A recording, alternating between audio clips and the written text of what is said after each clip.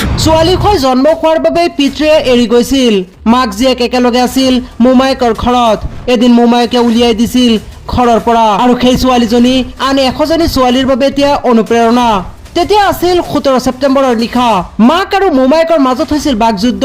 তাৰ পিছদিনা 18 ছেপ্টেম্বৰ মোমায়েকে ঘৰৰ পৰা উলিয়াই দিছিল নিজৰে ভাগিন পল্লৱীক। তেতিয়া অকলে ঘৰৰ পৰা ওলাই আহিছিল পল্লৱী। বৰ্তমান পল্লৱী ইভেন্ট মেনেজমেণ্টত কৰ্মৰত। মাহেকত হাজাৰ হাজাৰ টকা ইনকাম কৰিলেও পল্লৱীৰ জীৱনৰ কাহিনী বেলেগতকৈ বেলেগ। যন্ত্ৰণাময় অধ্যায়বোৰ পাহৰিব পৰা নাই পল্লৱীয়ে।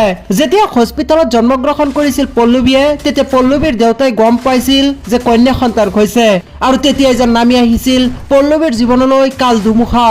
আৰু কিছুদিন পাছতে পিতৃয়ে পৰিয়াল ত্যাগ কৰি বাহিৰলৈ ওলাই গৈছিল আৰু সেই যে গলেই আৰু কেতিয়াও ঘূৰি নাহিল। আৰু তাৰ পাছতে মাতৃ আৰু পল্লৱীয়ে সিদ্ধান্ত লৈছিল মোমায়েকৰ ঘৰলৈ যাবলৈ। আৰু মোমায়েকৰ ঘৰত কিছুদিন ঠিকেই চলিছিল তেওঁলোকৰ জীৱন। পল্লৱীয়ে পঢ়িবলৈ গৈছিল হোষ্টেললৈ আৰু হোষ্টেলৰ পৰা আহি গম পালে পল্লৱীৰ মাক মোমায়েকৰ যন্ত্ৰণা সহ্য কৰিব নোৱাৰি বহিৰাজ্যত ওলাই গৈছিল কামৰ সন্ধানত। মোমায়েকৰ লক্ষ্য আছিল পল্লৱীৰ মাতৃ আৰু পল্লৱীয়ে ইনকাম কৰি দিব আৰু সেয়া খাব। কিন্তু কি কৰিব, উপায় নাই। পল্লৱীৰ মুখৰ পিনে চাই পল্লৱীৰ মাতৃয়ে নিজে উপাৰ্জন কৰা ধনৰ কিছু অংশ নিজৰ মোমায়েক আৰু মামীলৈ পঠিয়াইছিল। আৰু হঠাৎ এদিন ফোনত পল্লৱীৰ মাতৃ আৰু মোমায়েকৰ মাজত হৈছিল বাকযুদ্ধ আৰু সেই বাকযুদ্ধৰ ফলত পল্লৱীক ঘৰৰ পৰা উলিয়াই দিছিল মোমায়েকে আৰু অকলে পল্লৱীক ঘৰৰ পৰা ওলাই গৈছিল।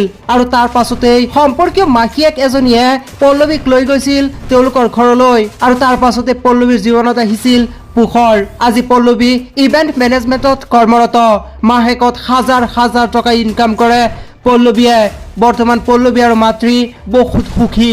সঁচাকৈ ভাল কিবা এটা পাবলৈ বেয়া দিন বহুত পাৰ কৰিব লগা হয়।